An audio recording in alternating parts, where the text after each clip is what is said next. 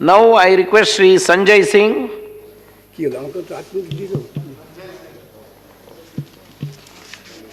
धन्यवाद मान्यवर, आपने इस अति गंभीर विषय पे मुझे अपनी बात कहने का मौका दिया।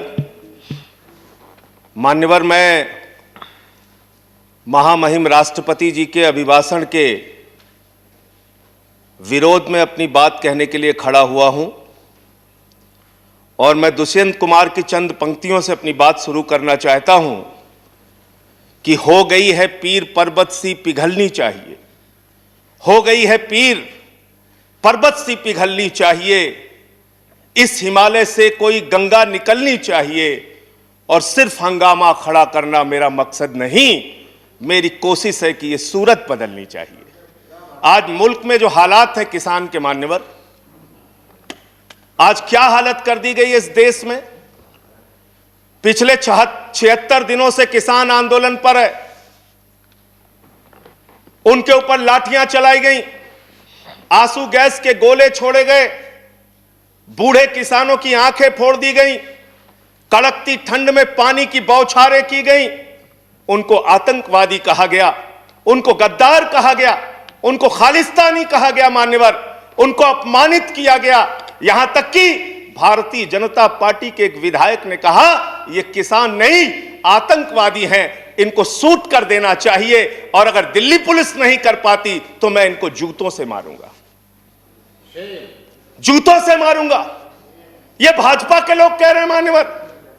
इस देश के अन्नदाता जो आपको अनाज पैदा करके आपका पेट भरते हैं, आप उनको जूतों से मारने की बात करते हैं।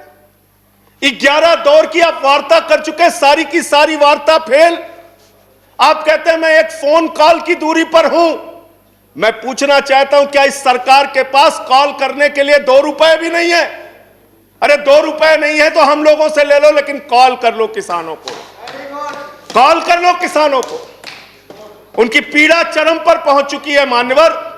165 किसानों ने अब तक अपनी शहादत दी है। आप जाइए गाजीपुर बॉर्डर पे, वहां पे 97 साल के इलम सिंह आपको मिलेंगे। उनके 2 बेटे फौज में हैं, रो रो के कहते हैं मुझे इस उम्र में उग्रवादी कहा जा रहा है, नक्सलवादी कहा जा रहा है। उनकी पीड़ा है मान्यवर।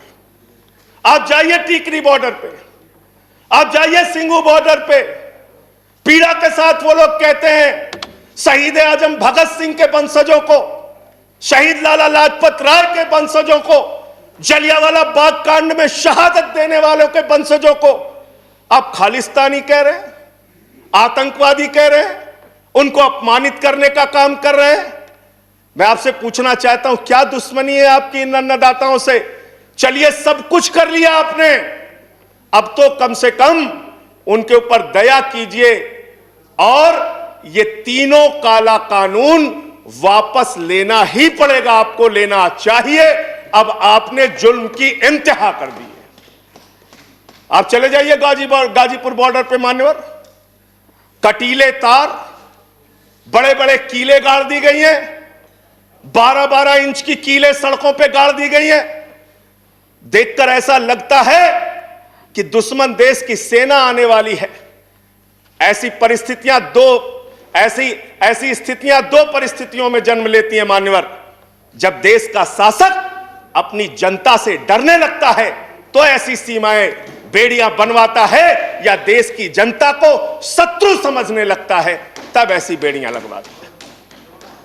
यह हो रहा है मान्यवर। आज इनके जुर्म के कारण हिंदुस्तान के महान किसान नेता बाबा महेंद्र सिंह टिकैत के बेटे राकेश टिकैत को रोना पड़ा और यह कहना पड़ा कि भाजपा के लोग घेर कर हमें लाठियों से पीटना चाहते हैं। यह आप करा रहे हैं, यह आप करा रहे हैं। आप डेमोक्रेसी की बात यहां पर करते हैं, आप आजादी की बात यहां पर करते हैं। आपने इस देश की हालत यह बना रखी है कि राजदीप सरदेसाई जैसे वरिष्ठ पत्रकार के ऊपर आपने मुकदमे दर्ज करके पत्रकारिता को भी दबाने और उसको कुचलने का काम किया। हर तरफ जुल्म, हर तरफ एफआईआर, हर तरफ मुकदमे।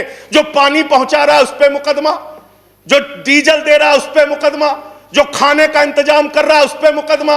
एनआईए लगा दो, सीबीआई लगा दो, पुलिस लगा दो, जांच लगा दो। अरे वो आपके देश के नागरिक हैं। आप कहते हैं किसानों को यह बिल समझ में नहीं आया, हम बड़े समझदार हैं, आइए हम आपको किसानी बिल समझाएंगे। मान्यवर, इनकी समस्या यह नहीं कि किसानों को यह बिल समझ में नहीं आया, इनकी समस्या यह है कि किसानों को यह बिल समझ में आ गया है और अब ये तीनों काला कानून वापस चाहते हैं किसान।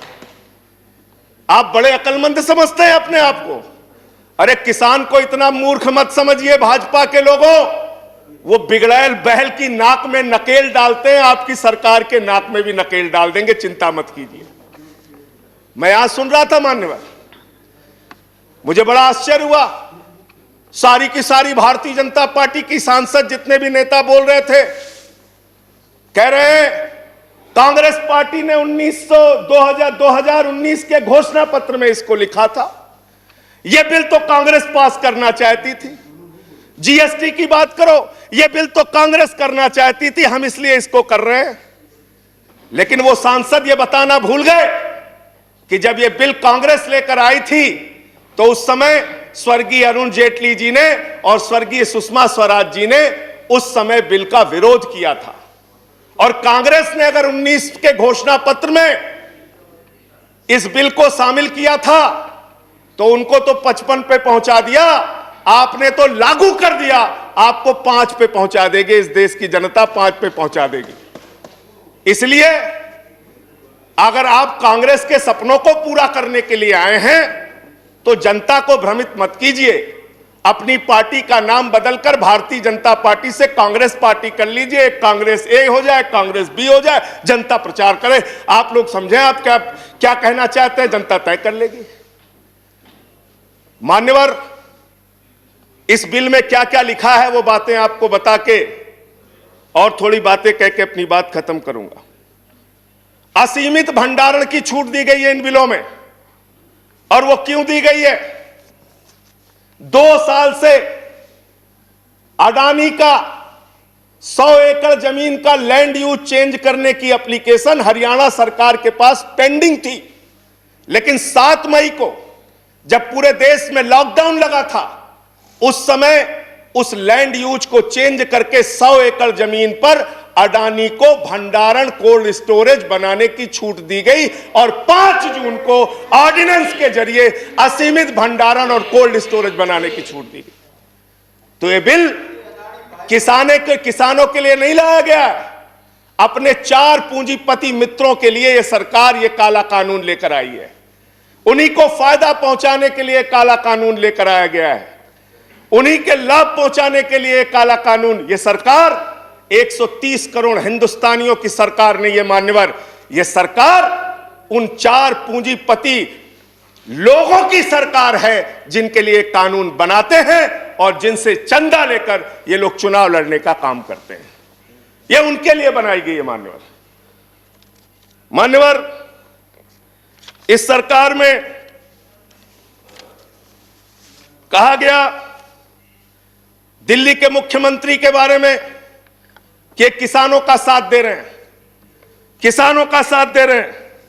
मैं पूरी जिम्मेदारी के साथ कहना चाहता हूं सदन के अंदर, दिल्ली के मुख्यमंत्री अरविंद केजरीवाल, आम आदमी पार्टी किसानों का साथ दे रही थी, देती रहेगी। और आपने हमसे 9 स्टेडियम मांगा जेल बनाने के लिए, केजरीवाल जी ने इनकार किया। हम वहां पानी का इंतजाम कर रहे हैं, आप पानी का इंतजाम रोक रहे हैं। हम वहां शौचालय का इंतजाम कर रहे हैं, आप वहां शौचालय का इंतजाम रोक रहे हैं। आप वहां पर लोगों को पानी, खाना, शौचालय इस तक पर प्रतिबंध लगाना चाहते हैं। इंटरनेट, वो दुश्मन देश के नागरिक हैं क्या? उनके साथ इस तरह का व्यवहार आप कर रहे हैं। एक माहौल बनाया गया 26 जनवरी को, लाल किले पे हमला, लाल किले पे हमला। 7 रूट पे किसान ट्रैक्टर रैली लेके निकला मान्यवर, तिरंगा रैली लेके निकला, और 7 रूट पर कहीं किसान ने कोई उपद्रव नहीं किया, कोई हिंसा नहीं की। जो लाल किले पे लोग आए थे वो भारतीय जनता पार्टी के लोग थे जिन्होंने लाल किले पे हमला किया, जिन्होंने लाल किले पर तिरंगे का अपमान किया। और वो दीप सिद्धू जो भाजपा का नेता है, उसकी फोटो प्रधानमंत्री के साथ है, देश के गृह मंत्री के साथ है। भारतीय जनता पार्टी को इसका जवाब देना चाहिए कि भाजपा के नेताओं ने लाल किले का अपमान क्यों किया, तिरंगे का अपमान क्यों किया। मैं ये कहना चाहता हूं मान्यवर, आज वो दीप सिद्धू संजय जी कंक्लूड भागा फिर कीजिए। रहा है। सर सबको समय मिला, मुझे भी थोड़ा नो नो समय नो, दीजिए। I have given sufficient time. सबको समय दिया, मुझे भी समय नो नो दीजिए। नो, 10 मिनट देंगे। सर 10 मिनट दिया मान्यवर, मैं। मान्यवर दीप सिद्धू भाजपा का नेता वो फरार है जिसने लाल किले पे हमला किया, जिसने तिरंगे का अपमान किया। अपनी घिनौनी राजनीति के चक्कर में ये लोग कहां तक जा सकते हैं, इसका सच है ये जो सामने आया है। आप एमएसपी देने की बात कहते हैं, आप कहते हैं हम इस देश के किसान को एमएसपी देंगे। बड़ी अजीब बात है मान्यवर, इस देश के किसान को एमएसपी देने के नाम पर क्या कर रहे हैं ये। मैं उत्तर प्रदेश की खबर बता रहा हूं। 10 धान के क्रय केंद्रों पर 10 अधिकारियों के खिलाफ एफआईआर हुई क्योंकि क्रय केंद्र में खरीद में एमएसपी में गड़बड़ी की गई। इसी तरीके से 1 रुपए किलो गोभी बिक रही थी तो किसान ने अपनी गोभी पे ट्रैक्टर चला दिया। उत्तर प्रदेश की खबर। बरेली के अंदर उत्तर प्रदेश में 3 करोड़ की धान खरीद हो गई कागजों पे, किसान का पता तक नहीं है। तो डेरेक ओब्रायन साहब, जो यूपी में खरीद हुई है वो भूतों की खरीद हुई है, किसान का पता नहीं, नाम दर्ज करके खरीद हो गई। 4 साल में गन्ना किसानों पे मात्र 10 रुपए इन्होंने बढ़ाया है उत्तर प्रदेश के अंदर, मात्र 10 रुपए मान्यवर। तो इसलिए ना आप एमएसपी देना चाहते हो, ना किसान को उसके फसल का दाम देना चाहते हो।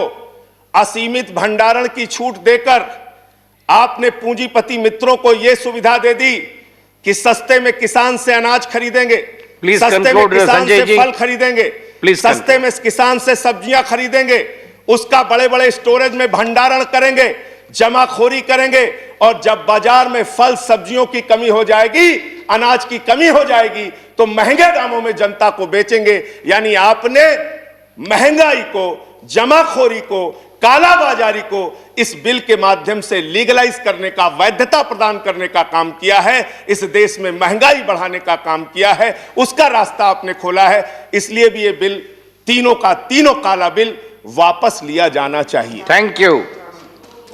अंत में थैंक यू। अंत में बजट आपने पेश किया मनोहर, बस खत्म करके अपनी बात को खत्म करूंगा उन्हीं बातों को। Please please conclude. Sir budget इन्होंने पेश किया है, आई गिवन। तो बजट के ऊपर और खरीद के ऊपर मैं लास्ट मिनट जो इनका बजट है चंद लाइनों में उसको कह के अपनी बात को खत्म करूंगा कि धरा बेच देंगे, गगन बेच देंगे।